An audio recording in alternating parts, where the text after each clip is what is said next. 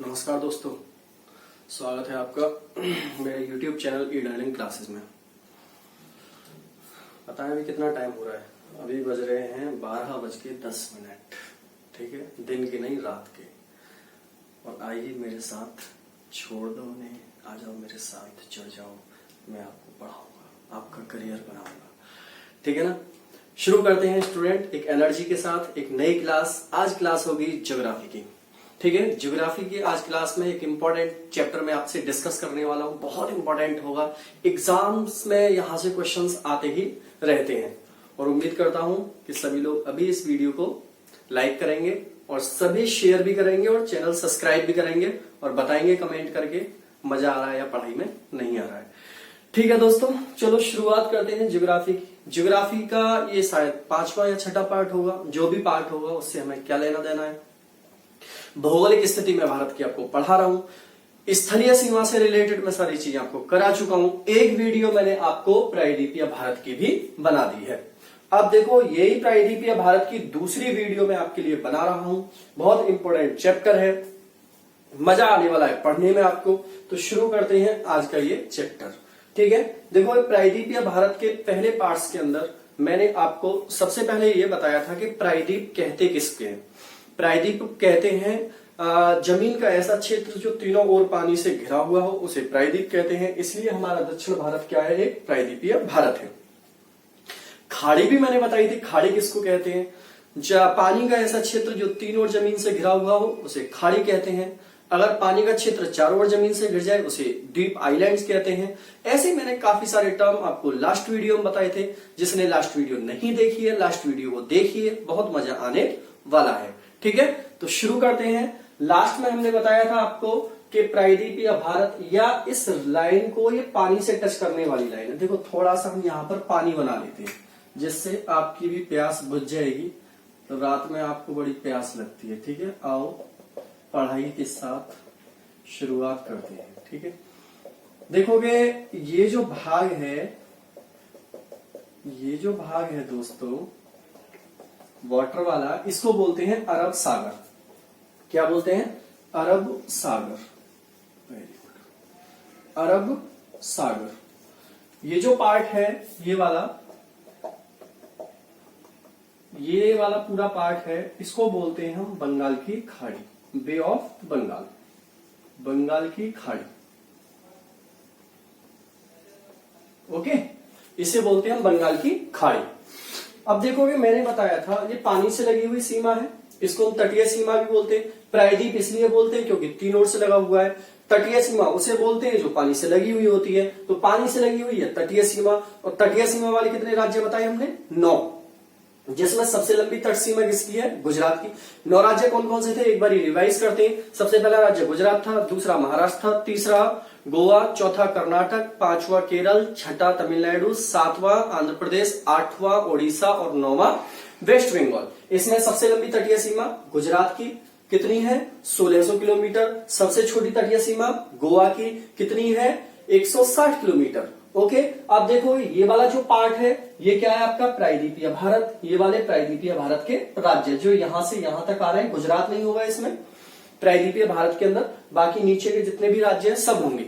अब प्रायद्वीपीय भारत की सबसे लंबी सीमा रेखा बनाने वाला राज्य कौन सा था? आंध्र प्रदेश। क्योंकि गुजरात प्रायद्वीपीय भारत में नहीं आएगा, इसलिए आपसे पेनिनसुलर इंडिया की सबसे लंबी सीमा रेखा बनाने वाला राज्य पूछ लेगा, तो आंसर होगा आंध्र प्रदेश। और सीमा की लंबाई कितनी है? 974 किलोमीटर। कितनी है? 974 किलोमीटर। ये बात हमने कर ली थी। अब देखो, इससे आगे मैंने आपके लिए कुछ पॉइंट्स और भी डिस्कस किए थे कि यहां पर जो खाड़ी है, यहां पर गुजरात के नीचे वाले पोर्शन में, इसको खंबात की खाड़ी बोलते हैं। यहां पर जो खाड़ी है उसे कच्छ खाड़ी बोलते हैं। अब देखो यहां पर है दोस्तों श्रीलंका। यहां पर क्या है? श्रीलंका। और श्रीलंका और यहां पर जो खाड़ी बनेगी, इस खाड़ी का नाम होगा मन्नार की खाड़ी। ठीक है, और यहां पर जो जोड़ने वाला पॉइंट होगा दोनों को, जो जल संधि होती है, उस जल संधि का नाम क्या था? पाक स्ट्रेट। क्या नाम था? पाक स्ट्रेट। ये सारी इंफॉर्मेशन मैं आपको दे चुका हूं।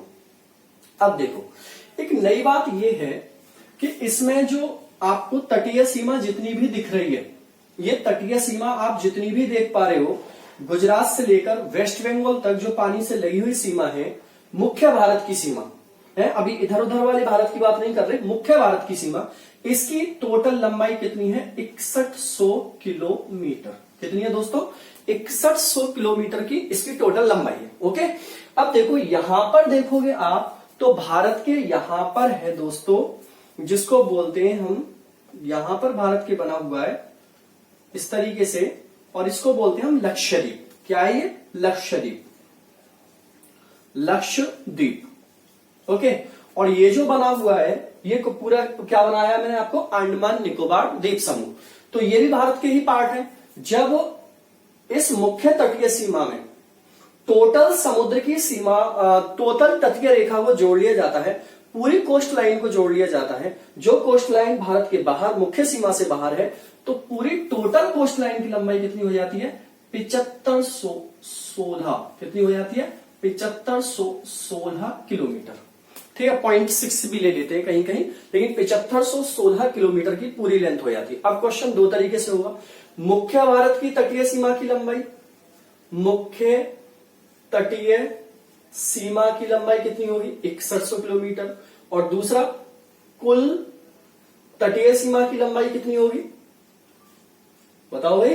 7516 किलोमीटर। दो क्वेश्चन हो गए, दोनों ही इंपॉर्टेंट है, पेपर में यहां से क्वेश्चन आता रहता है। ठीक है, एक बात तो ये क्लियर हो गई।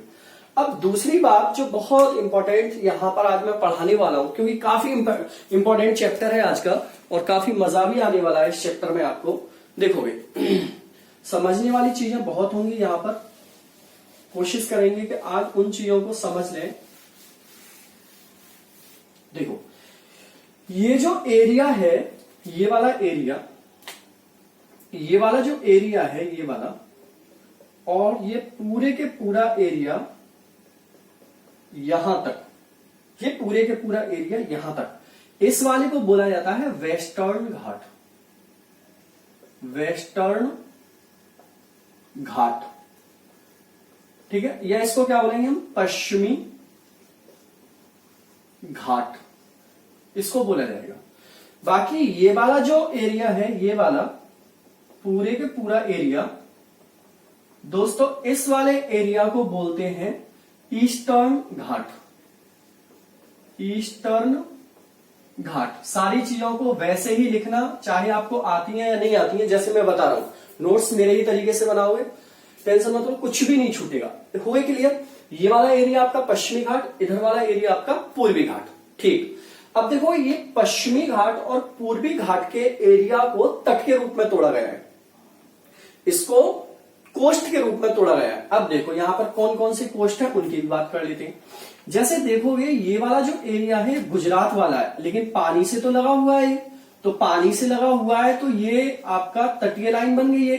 जब तटीय लाइन बनेगी, तटीय सीमा ये बनेगी, तो इस तटीय सीमा का कुछ नाम रहा होगा, तो इस वाली तटीय सीमा का नाम है दोस्तों सौराष्ट्र।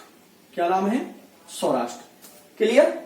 अब इसी तरीके से देखोगे कि ये वाला जो क्षेत्र है, ये वाला जो क्षेत्र है, ये वाला कौन सा? महाराष्ट्र, और महाराष्ट्र से लेकर कहां तक? गोवा। महाराष्ट्र से लेकर कहां तक? गोवा। तो महाराष्ट्र से लेकर गोवा तक जो क्षेत्र बनेगा, इस वाले क्षेत्र को हम क्या बोलेंगे? कोंकण तट। कोंकण तट क्या बोला जाता है? कोंकण तट। महाराष्ट्र और गोवा वाले क्षेत्र। अब देखोगे गोवा से नीचे जाओगे तो गोवा से नीचे कहां तक? कर्नाटक तक। वैसे तो कर्नाटक में मैंगलोर तक लेते हैं, लेकिन हम पूरे कर्नाटक को ले लेंगे, कोई दिक्कत नहीं होगी उससे हमें। तो कर्नाटक वाला जो क्षेत्र होगा, ये वाला, इस वाले क्षेत्र को दोस्तों क्या बोलेंगे हम? कनारा का तट।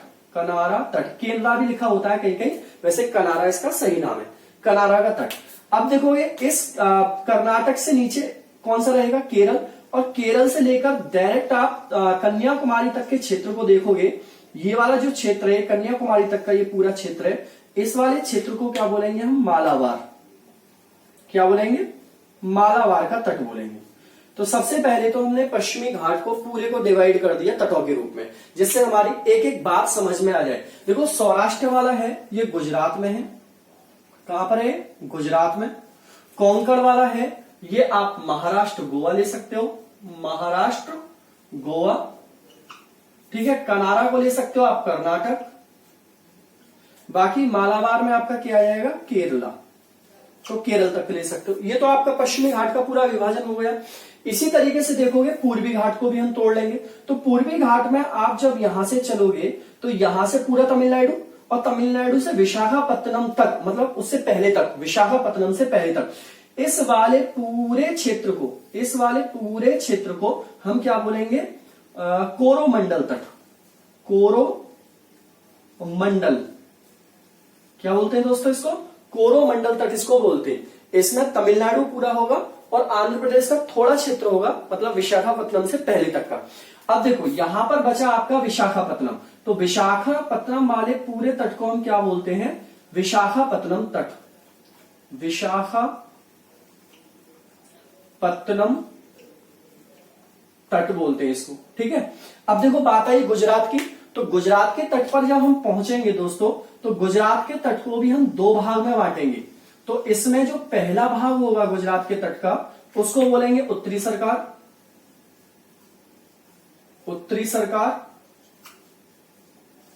और इसके अलावा एक छोटा सा तट और ले लेंगे इसी में यहां पर, और इस गुजरात में ही लेंगे भाई, ये पूछा भी गया है क्वेश्चन, एक्चुअल में ये बंदरगाह है, और इसको बोलेंगे हम गोपालपुर।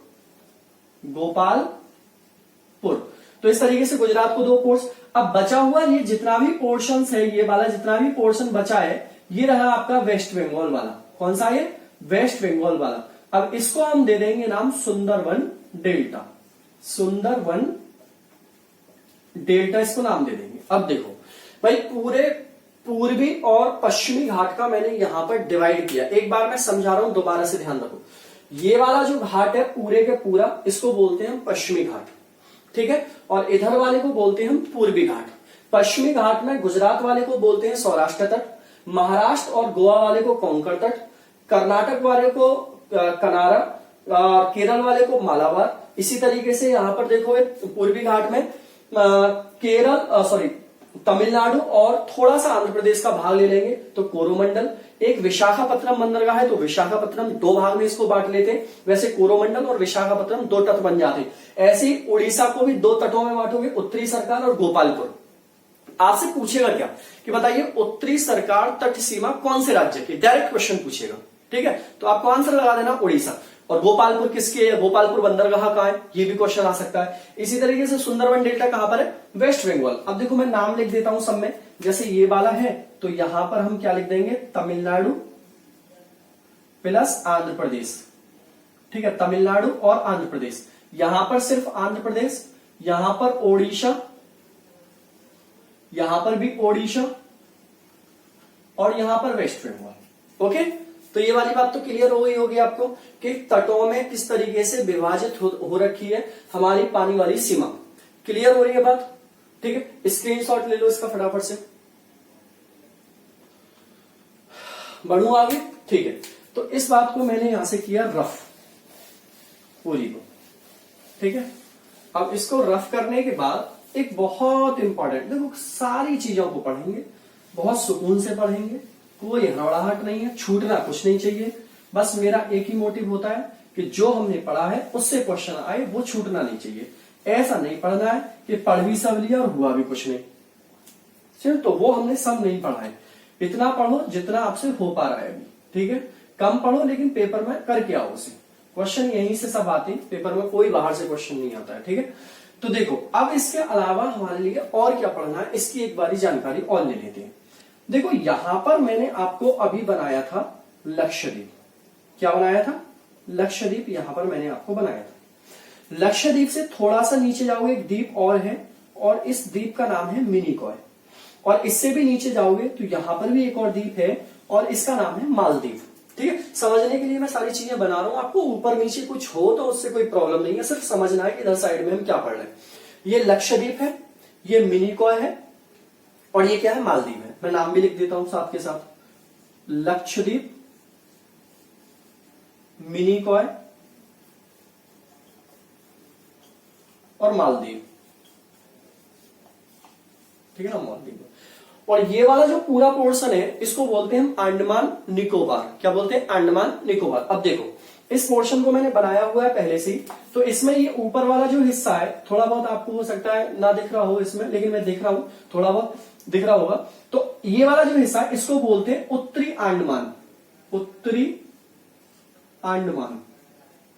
देखो ये अगर विभाजित करना सीख गए आप और इसको पहचानना सीख गए, यहां से क्वेश्चन बहुत आते हैं पेपर में, तो आपका कुछ गलती नहीं होगी। इस वाले को बोलते हैं हम मध्य अंडमान। मध्य अंडमान। इस वाले पोर्शन को बोलते हैं हम दक्षिणी अंडमान। दक्षिणी अंडमान। और इसमें सबसे जो लास्ट में स्टूडेंट, इसको बोलते हैं हम लिटिल अंडमान। लिटिल अंडमान। देखो इससे नीचे और देखोगे आपको दिख रहा होगा यहां पर, ये वाला जो पॉइंट है इसको बोलते हैं कार निकोबार। कार निकोबार। ठीक है, क्या बोलते हैं? कार निकोबार। ये कुछ द्वीपों का समूह है। और इसमें देखोगे सबसे लास्ट से जो ऊपर वाला है इसको बोलते हैं little Nicobar. Little Nicobar. Little Nicobar. और जो सबसे नीचे वाला है दोस्तों इसको बोलते हैं ग्रेट निकोबार। ग्रेट निकोबार। ठीक है, मुझे लग रहा है कि आप लोगों को दिख रहा होगा, मैं एक बार कैमरा देख लेता हूं, जो लिखा है वो दिख रहा है आपको? हाँ भाई, सब दिख रहा है इसमें, कैमरे के अंदर कोई शिकायत नहीं है। ठीक है, तो देखो हमने इसमें डिवाइड किया, सबसे ऊपर वाला उत्तरी अंडमान, उससे नीचे वाला मध्य अंडमान, उससे नीचे वाला दक्षिणी अंडमान और सबसे नीचे वाला लिटिल अंडमान। फिर निकोबार में पहुंचे, नीचे वाला निकोबार होता है, ऊपर वाला अंडमान होता है, दो भाग में ऐसे। नीचे वाले में सबसे पहले कार निकोबार, फिर उसके बाद लिटिल निकोबार और सबसे नीचे आया है ग्रेट निकोबार। इस तरीके से डिवाइड है। अब देखोगे कि इसमें मैंने आपके लिए कुछ द्वीप और बनाए, जैसे यहां पर एक बनाया मैंने नारकोंडमन द्वीप। ठीक है, उसके बराबर में बनाया बेरन द्वीप, उससे नीचे बनाया रॉस द्वीप, उससे नीचे बनाया मैंने डिगलीपुर द्वीप। ठीक है ना, डिगलीपुर द्वीप पूछ लेता है पेपर में कहां पर है। फिर बनाया मैंने नील द्वीप, फिर बनाया हेवलॉक द्वीप और नीचे देखोगे 4 द्वीप यहां पर बनाए हुए हैं।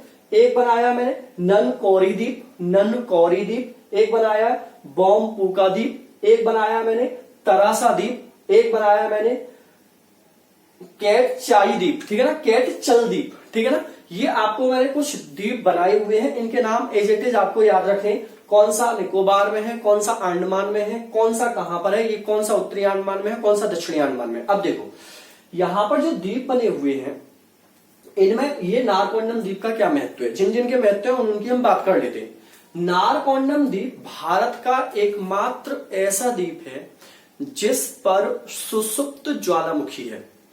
ठीक है ना, जिस पर सुसुप्त ज्वालामुखी है। ठीक है ना, जिसे हम इनएक्टिव भी बोलते हैं, इनएक्टिव ज्वालामुखी है, सुसुप्त ज्वालामुखी। ठीक, जबकि बेरन द्वीप पर आएंगे तो बेरन द्वीप भारत का एकमात्र सक्रिय ज्वालामुखी है। बहुत इंपॉर्टेंट है, एक्टिव जैसे वॉल्केनो बोलेंगे, एक्टिव वॉल्केनो बेरन द्वीप पर है, सुसुप्त ज्वालामुखी किस पर है, नारकोंडमन द्वीप। दोनों को याद कर ले, ये दोनों ही वेरी वेरी मोस्ट इंपॉर्टेंट है। ठीक है, अब देखो यहां पर ये रॉस आइलैंड जो है, इनके नाम वैसे कोई खास इंपॉर्टेंट नहीं थे, लेकिन इनके नाम देखो, 3 के नाम बताऊंगा, रॉस, नील और हेवलॉक। इनके नाम इसलिए इंपॉर्टेंट हो गए क्योंकि हाल फिलहाल में ही, मतलब कुछ सालों पहले प्रधानमंत्री नरेंद्र मोदी जी ने इनके नाम को चेंज किया है सबके, इसलिए इंपॉर्टेंट हो जाते हैं। जैसे रॉस द्वीप है, इस रॉस द्वीप का नाम बदलकर इन्होंने सुभाष चंद्र बोस रख दिया है। क्या रख दिया है? सुभाष चंद्र बोस रख दिया है। वैसे ही यहां पर देखोगे नील द्वीप है, नील द्वीप का नाम बदलकर शहीद द्वीप रख दिया है। नील द्वीप का नाम बदलकर शहीद द्वीप, और हेवलॉक द्वीप का नाम बदलकर क्या रख दिया है, स्वराज द्वीप के नाम से इसको जाना जाता है। तो इन 3 की ये इंपॉर्टेंस है कि इनके नाम बदले गए हैं। ठीक है, बस डिगलीपुर द्वीप यहां पर है, इसको उत्तरी अंडमान में यहां पर जनजाति वगैरह रहती है, इंपॉर्टेंट इसलिए, तो इसको ऐसी डायरेक्ट याद कर लोगे। ठीक है, ये भी कुछ जनजाति वाले द्वीप है तो इनको भी ऐसे याद कर लोगे। तो एक तो आपको द्वीप ऐसे की ऐसे याद रखनी है, सबसे इंपॉर्टेंस बात। दूसरी इंपॉर्टेंस बात इसमें क्या है कि जो अंडमान निकोबार द्वीप समूह है पूरे के पूरा, इस अंडमान निकोबार द्वीप समूह की सबसे ऊंची चोटी का नाम क्या है, कई बार पेपर में आ चुका है। ठीक है। तो अंडमान निकोबार द्वीप समूह की सबसे ऊंची चोटी है सैडल पीक। नाम क्या है? Saddle peak. अब देखो ये क्वेश्चन कई तरीके से आपको आ सकता है। सैडल पीक इस चोटी का नाम है। अब देखो ये सैडल पीक जो चोटी है वो अंडमान निकोबार द्वीप समूह की सबसे ऊंची चोटी है, और ये चोटी अंडमान निकोबार द्वीप समूह के कौन से भाग में है? अंडमान वाले में है। और अंडमान के भी कौन से भाग में है? उत्तरी अंडमान में है। अंडमान के भी कौन से भाग में है? उत्तरी अंडमान में है। तो इतने पॉइंट आपको याद रखने इसमें।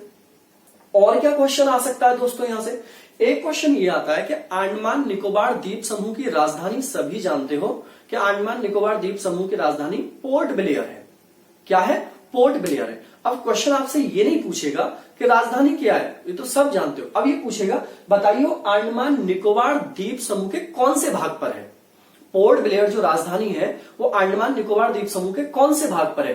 तो ये जो है वो दक्षिणी अंडमान पर है। देखो यहां पर है पोर्ट ब्लेयर, तो मैं ऐसे ही बना देता हूं। यहां पर आपको राजधानी मिलेगी पोर्ट ब्लेयर, ठीक है। ये एक बंदरगाह भी बन चुका है पोर्ट ब्लेयर, वो हम बंदरगाह पढ़ाएंगे तो सारी चीजों को क्लियर कराएंगे।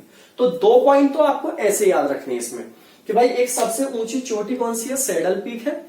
वो कहां पर है? उत्तरी अंडमान में। और राजधानी कहां पर है? दक्षिणी अंडमान में है, ठीक है। एक आपको पॉइंट ऐसे ही याद रख लेना है इसके अंदर कि अंडमान निकोबार द्वीप समूह की जो जगह है इसको पहले, अब नहीं पहले, काले पानी की सजा के नाम से जाना जाता था। काले पानी की जो सजा होती थी वो अंडमान निकोबार द्वीप समूह पर ही होती थी। अब काले पानी की सजा है क्या एक्चुअल में? इसका मीन्स क्या है? तो काले पानी की सजा का मीन्स था जी, ये काले पानी की सजा जो ली गई है वो एक्चुअल आंखों की प्रॉब्लम से ली गई है।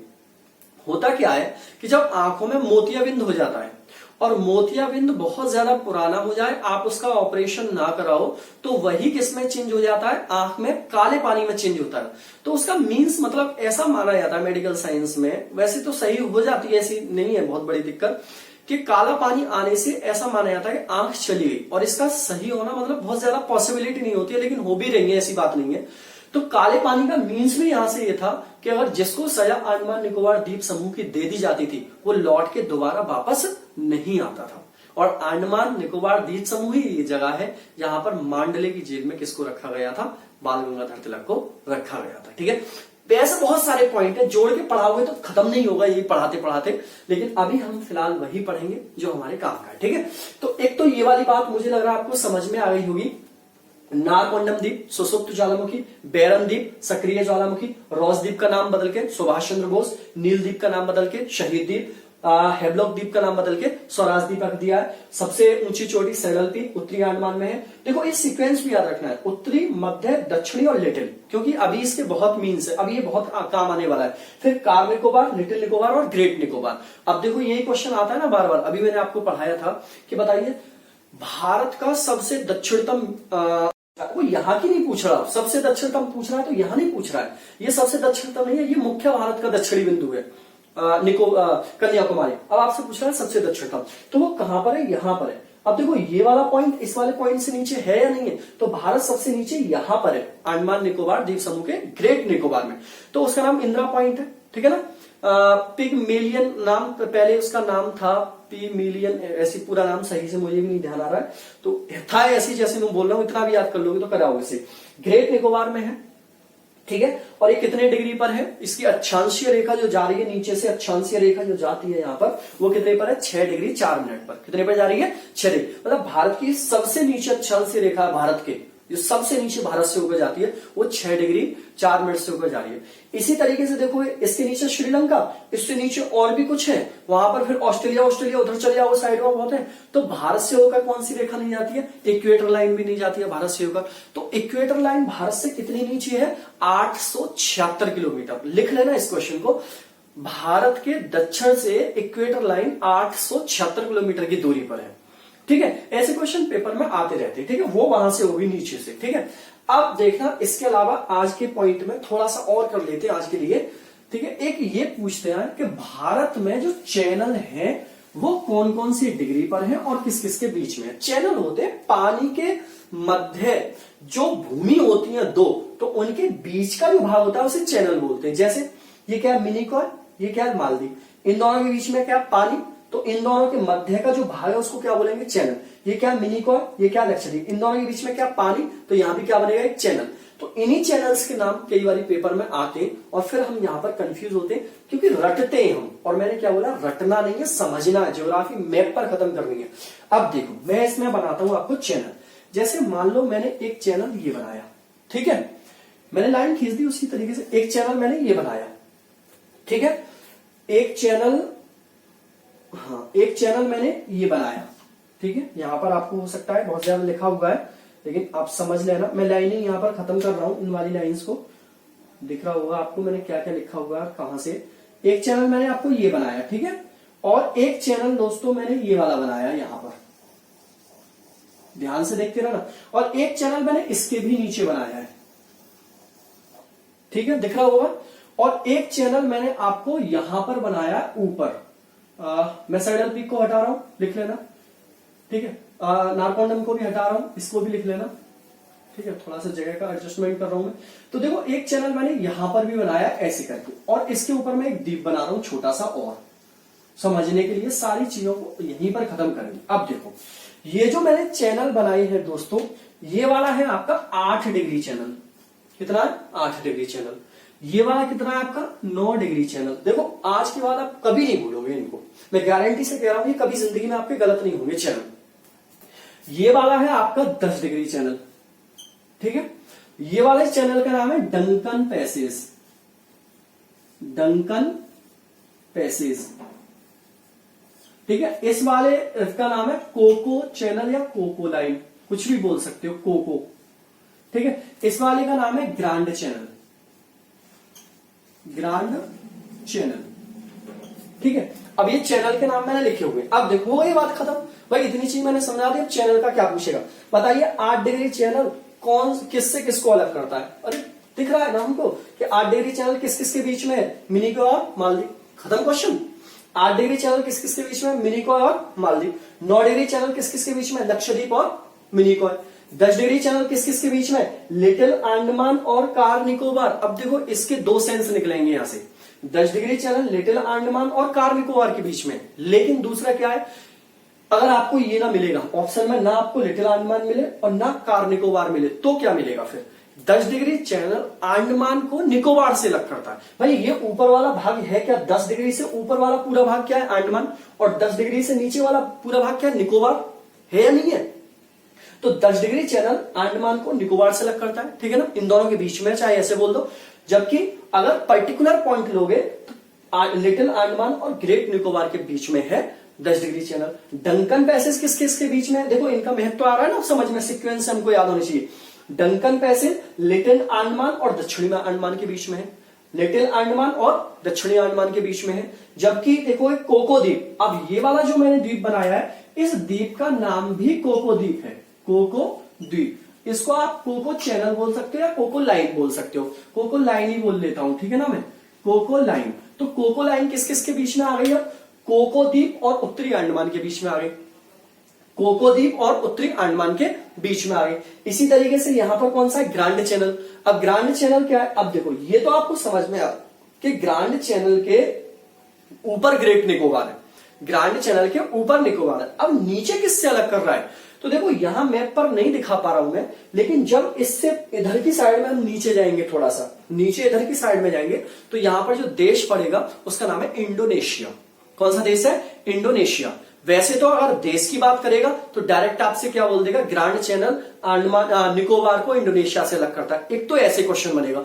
दूसरा क्वेश्चन क्या होगा कि ग्रांड चैनल ग्रेट निकोबार को, ग्रांड चैनल ग्रेट निकोबार को सुमात्रा द्वीप से अलग करता है, या ग्रेट निकोबार और सुमात्रा द्वीप के बीच में जो चैनल है उसे ग्रांड चैनल के नाम से जाना जाता है। तो ये आपको याद रखना है। सुमात्रा द्वीप किसका द्वीप है, इंडोनेशिया का द्वीप है। किसका द्वीप है, इंडोनेशिया। तो ग्रांड चैनल किस किस के बीच में है, ग्रेट निकोबार और ग्रांड चैनल, ग्रेट निकोबार और सुमात्रा के बीच में। क्लियर है। 10 डिग्री लिटिल अंडमान और कार निकोबार, डंकन पैसेज दक्षिणी अंडमान और लिटिल अंडमान। देखोगे कोको लाइन उत्तरी अंडमान और कोको द्वीप। देखोगे 8 डिग्री चैनल मालदीव और मिनिकॉय, 9 डिग्री चैनल लक्षद्वीप और मिनिकॉय। समझ में आ गई बात। अब नहीं छूटेगा ना कभी क्वेश्चन, कभी गलत नहीं होना चाहिए। अब इसके अलावा 1-2 पॉइंट और है कि यहां पर देखो ये सारी चीजें, अब यहां से क्वेश्चंस और पूछता है कि बताइए, देखो ये वाला भाग क्या है, अंडमान, नीचे वाला क्या है, निकोबार। अब क्वेश्चन आया था यहां से कि बताइए अंडमान अंडमान के सबसे नजदीकी देश कौन सा है, या अंडमान सबसे नजदीक किस देश के पास पड़ता है। अब आपके दिमाग में आती तो आपके बांग्लादेश भी आएगा, यहाँ म्यांमार भी है, इधर थाईलैंड भी है, उससे नीचे जाओगे तो फिर ये भी पड़ेगा आपको, सिंगापुर भी पड़ेगा, ठीक है, इंडोनेशिया भी पड़ेगा। तो किस देश के सबसे नजदीक है अंडमान, तो आंसर होगा दोस्तों इसका बांग्लादेश नहीं, गलत है, बांग्लादेश नहीं, अंडमान सबसे नजदीक है म्यांमार के। किसके नजदीक है, म्यांमार के। और कोको द्वीप भी किसके भाग में आता है, म्यांमार के भाग में ही आता है। कोको द्वीप किसके भाग में आता है, म्यांमार के भाग में ही आता है। क्लियर हो रहा है। तो अंडमान सबसे नजदीक किसके है, म्यांमार के है, कोको द्वीप म्यांमार का ही है। वैसे ही निकोबार की पूछेगा तो निकोबार सबसे नजदीक कौन से देश के में है, अभी तो हमने नाम ही लिया था इंडोनेशिया। किसके में है, इंडोनेशिया के सबसे नजदीक है। मुझे लगता है ये अभी तक आपको मैं जो समझाया हूं वो समझ में आ गया होगा, ठीक है, समझ में आ रहा होगा। गर्मी बहुत हो रही है भाई, पंखा भी नहीं चला सकते।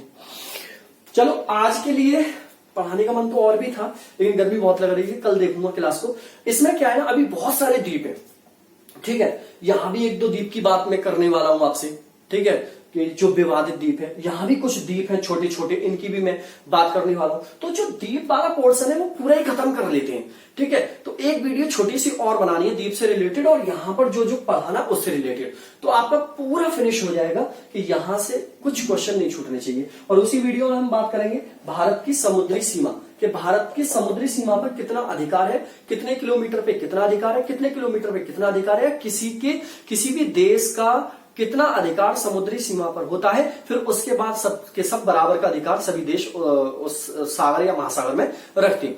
तो वो बात भी मैं आगे करूंगा, ये भी बहुत इंपॉर्टेंट क्वेश्चन होता है, कई बार पेपर में आता है। चलो ठीक है, 9:15 बज गया भाई, 12:45 हो गए, और बस यहीं पर रुकते हैं क्लास, ठीक है। चलो करते हैं, फिर मिलते हैं आपसे बाद में।